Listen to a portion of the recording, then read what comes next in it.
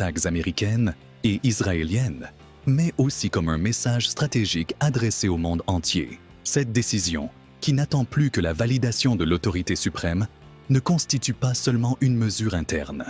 C'est une déclaration de souveraineté qui vise à redéfinir les équilibres dans le Golfe et dans toute la région. Le détroit, longtemps considéré comme un point de tension, est désormais au centre de l'attention mondiale, prêt à se transformer d'un simple passage maritime en une arme géopolitique capable de bouleverser l'économie mondiale en quelques jours. L'intensité de ce basculement potentiel est telle que chaque capitale impliquée dans le commerce international suit avec appréhension l'évolution du dossier, car la moindre décision sur Hormuz peut engendrer des conséquences en chaîne sur l'ensemble de la planète. Le détroit d'Hormuz ne ressemble à aucun autre passage maritime sur Terre. Dans une zone étroite de 33 km au plus étroit, transitent chaque jour plus de 17 millions de barils de pétrole brut, soit près d'un cinquième de la consommation mondiale. Il s'agit tout simplement d'un point vital pour les économies les plus puissantes. Sans sa stabilité, l'économie mondiale ne serait pas ce qu'elle est aujourd'hui.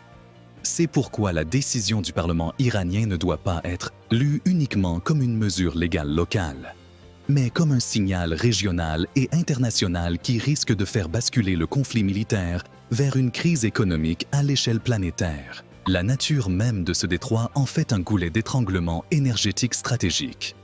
Un passage étroit, vulnérable, surveillé en permanence, où tout incident, même mineur, peut provoquer une onde de choc immédiate dans les prix mondiaux du pétrole et du gaz. La fermeture de ce détroit, même pour un seul jour, n'est pas un événement mineur.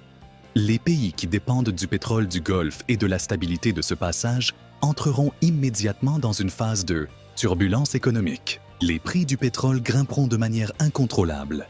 Les compagnies maritimes suspendront leurs opérations, les assureurs refuseront de couvrir les navires et les marchés financiers mondiaux seront frappés par une panique immédiate.